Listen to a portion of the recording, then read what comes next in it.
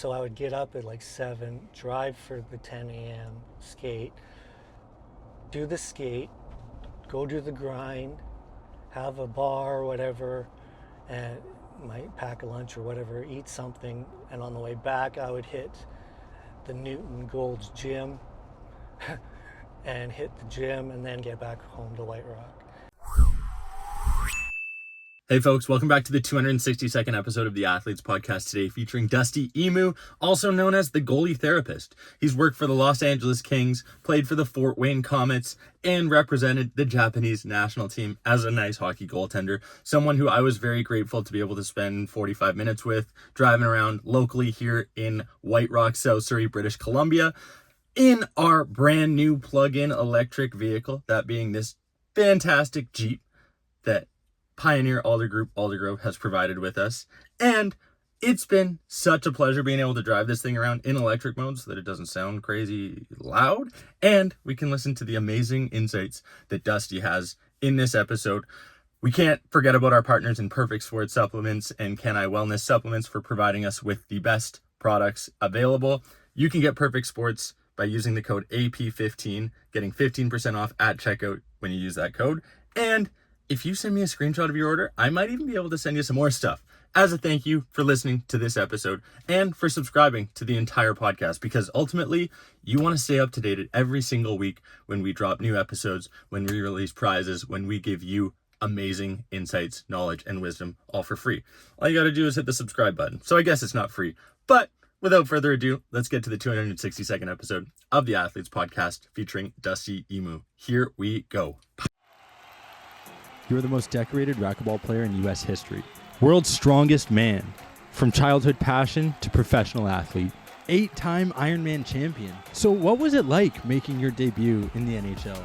What is your biggest piece of advice for the next generation of athletes? From underdogs to national champions. This is the Athletes Podcast, where high-performance individuals share their triumphs, defeats, and life lessons to educate, entertain, and inspire the next generation of athletes. Here we go. How long have you been doing it like this? The mobile podcast has been about 3-4 months. We've been working with Pioneer Jeep Chrysler out in Aldergrove. Yeah. So they hooked us up with this amazing Jeep. No way. Yeah, we get to drive around, interview incredible individuals like yourself on the show, you know? Do you want me to roll up? Or? Yeah, we can probably roll up. We got the AC on. We're in electric mode, so it stays nice and quiet for us during the conversation. When you said Jeep, I was like, he's doing a pod in the Jeep? Yeah. Because I've only been in Jeeps where it's like, they're probably the loudest cars on the planet. Trying to highlight the fact that this plug-in electric Jeep is pretty dang cool. And, you know, everyone's driving, trying to save the environment, you know? Right. We're just trying to do our part, highlighting the amazing things that Pioneer's got going on and, like, what you got going on, helping out the next generation, you know? Mm-hmm. We got to try and do the same here. That's what our goal with the Athletes Podcast is. Educate, entertain, and inspire the next generation. Get to drive around South Surrey, where you're from, where I'm from, and just learn a bit more about what the Goalie Therapist has got going on. My son was just asking, so what are you guys going to talk about? And I said, you know what, I have no idea. Like, because I know I've seen what your content, and really geared around health and athletics and those types of people anyways. Mm-hmm. And I'm loosely around that. But I just, you know, I don't do a ton of interviews regarding the past, all the crap stuff, with Toronto and all that and being canceled and stuff. But I have done a few. Mm-hmm. But I also leave it open. I'll talk about whatever. Yeah. But there's, I love getting into the, you know, when people ask me more about what I'm doing now. Yeah. Not that I love everything good and bad in the past. I embrace it all, and it creates who you are, right? For sure. But I told him, I said, I don't know, maybe he'll go down avenues I had no idea. I kind of like it like that. I had Paris O'Brien on the podcast about a month ago. So talking about a Chinese national goalie. I've had about maybe a dozen goalies on. I myself, as a goalie growing up, have a huge passion, and I feel like we're actually the best athletes out there. So selfishly, I'm trying to showcase that via the Athletes podcast with Right. 260 episodes to date. But, you know, Hutch from In Goal Mag being my uncle, Kevin Woodley working closely with them. Right. I've also been able to learn about the goalie world and the fact that we got a lot of stuff going on up here that maybe not necessarily other athletes do, or maybe they do to some degree. But I figured bringing you on would be an amazing opportunity to educate that next generation as to Right. how they should maybe be thinking about approaching their sports, Right. whether it's as a goaltender or any other sport, frankly. What is it, Ben Hogan or Lee Trevino, one of those famous golfers, said that 90% of golf's in between the head and then so's the other 10% or something like that, you know? Yeah. Well, you know, goalies are, it is true, a bit of a different breed, but a lot of the stuff that I teach from the goaltending aspect can translate to whoever. And that's kind of how the goalie therapist really has morphed into more of myself being more of a life coach, because as time went on, I realized I can help anybody with the way I think and the way I go about things, and the way I went about things as a younger pro and even back in junior, and all the mistakes along the way, and how we thought we had to think and be to be successful in that. Really, I learned a lot, I think, and it's kind of created who the goalie therapist now in the business is.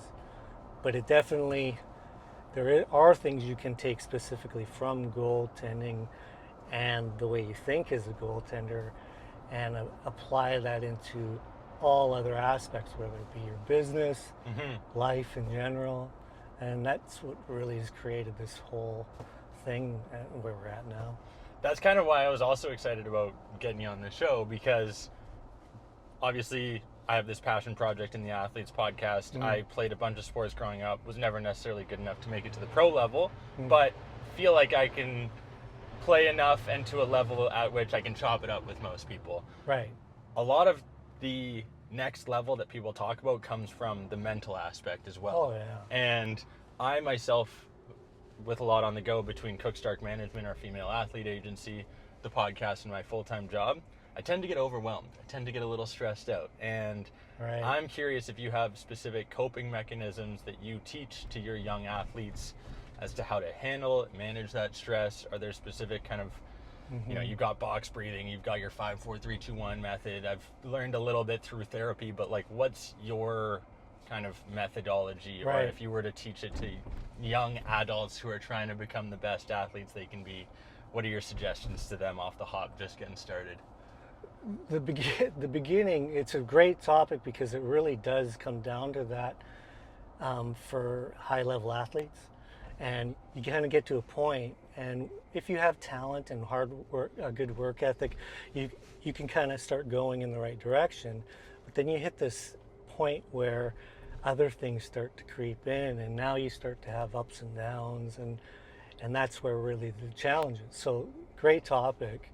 And I love to start there with the kids, especially the younger kids, to try to get them to see this before they hit that point where they're still having fun and they're still having a good time, but they're getting all this pressure to, you know, make the spring team, make all these teams.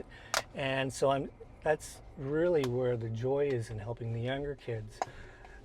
My personal approach is to, and I think this has helped me with teaching this, is helping the young kids has helped me teach it to all kinds of people, because with kids, you need to simplify. And that's kind of how I always rolled in the first place. So I think my biggest way of success towards helping people understand how to go about lowering anxiety heading into high pressure situations is not filling it up with so much. And I'm not ripping on, I love when people have organization and they like to write things down and make a 1 to 10 list of, you know, top priorities of what they need to work on, all this stuff. But it can really build Yeah. the anxiety, especially if you're like, say, someone that is really overly OCD with everything.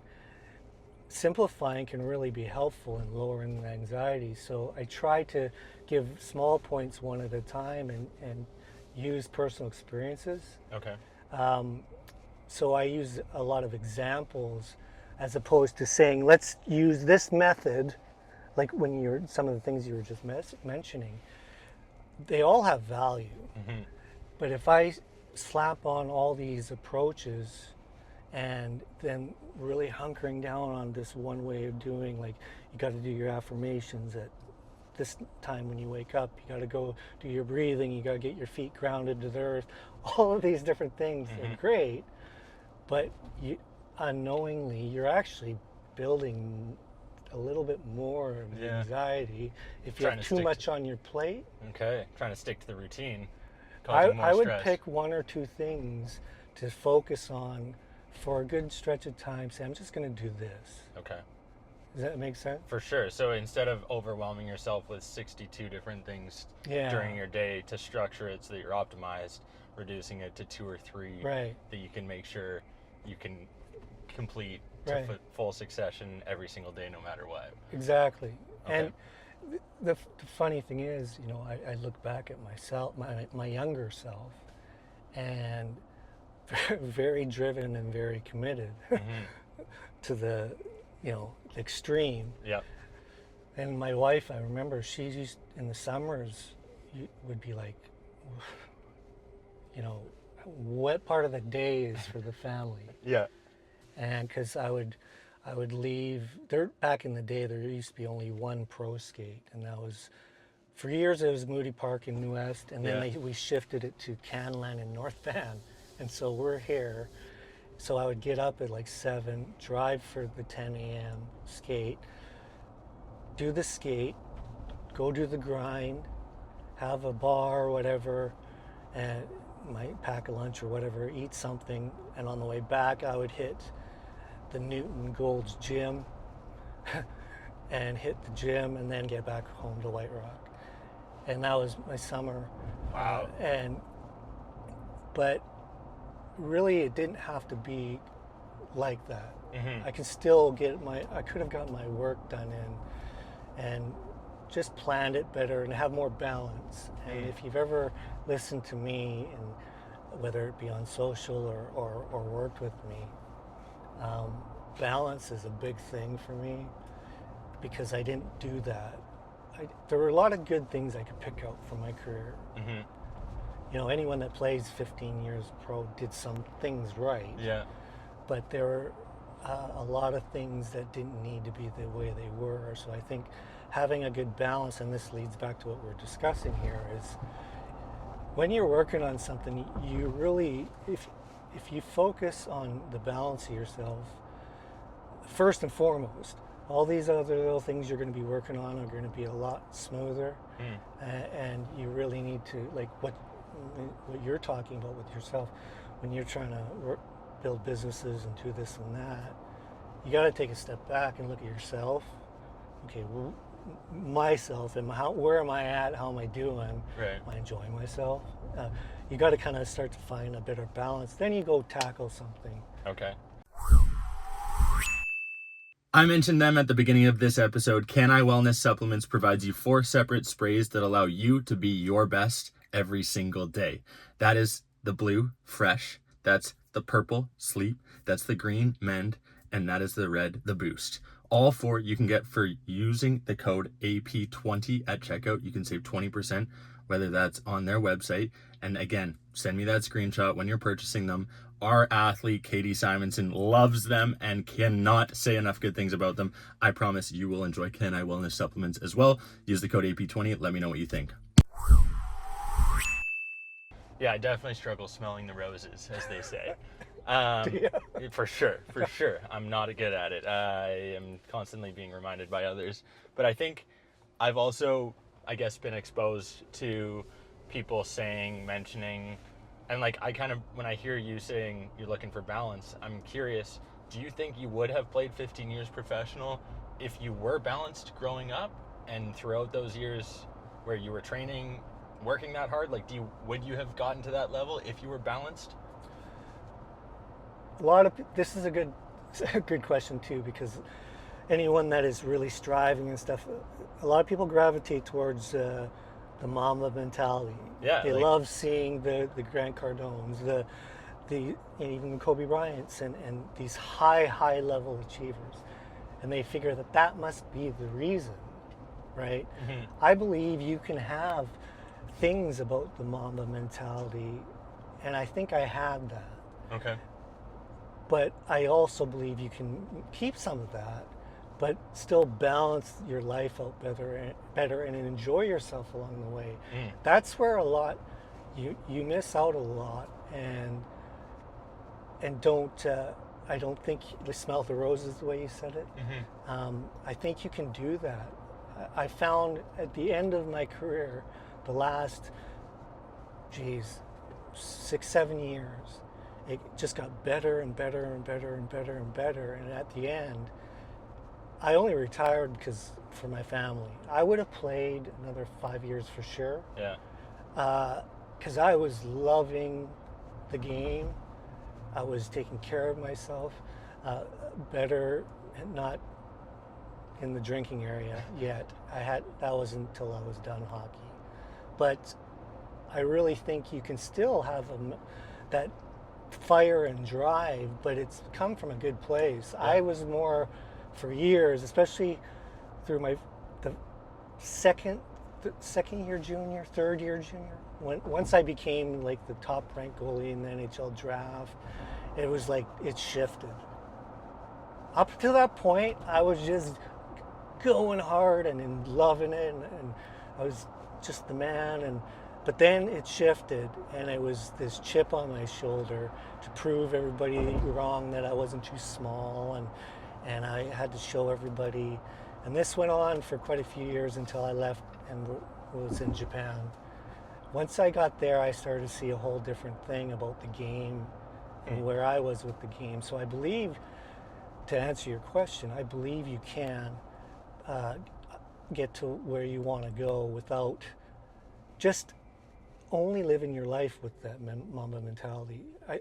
Only that. Mm-hmm. I believe you can have balance. Like, I do believe this is probably the most important thing.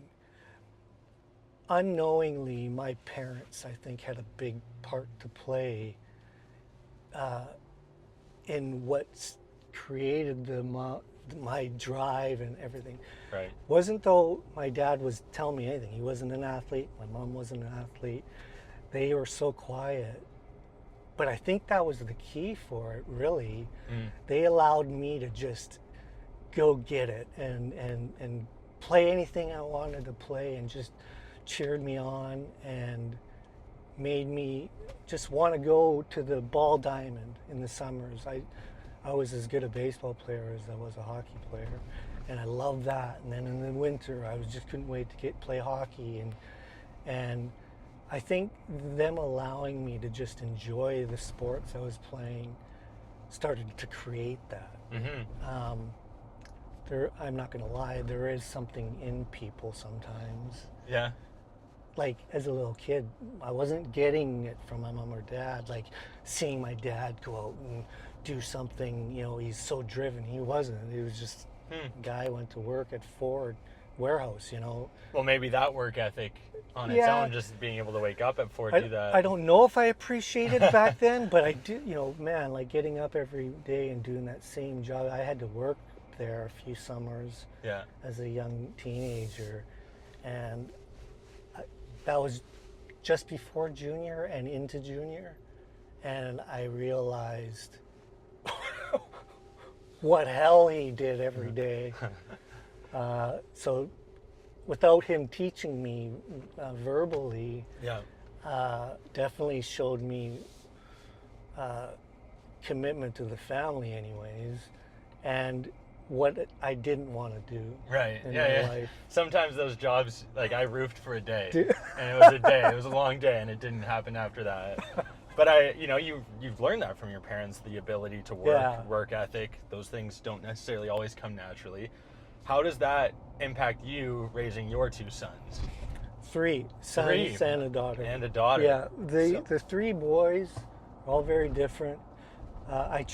We both, my wife and I, tried really hard to kind of follow that way of being with our kids in sports. Everyone thinks that me being a pro athlete, I would have been a lot more, and especially because one of them played pro. That I was teaching and on the ice, dedication and all that, and it was quite the opposite. I told them early on that I was never going to push them.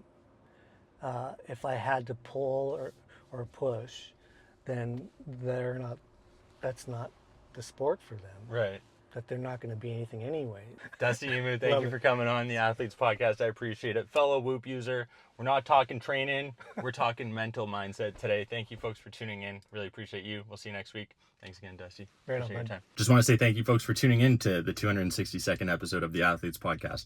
I do have to apologize. We've been sporadic in getting our content out on that weekly cadence that we love to adhere to, but we want to say thank you to you folks for continuing to support us, following along, witnessing what an incredible journey we've been on.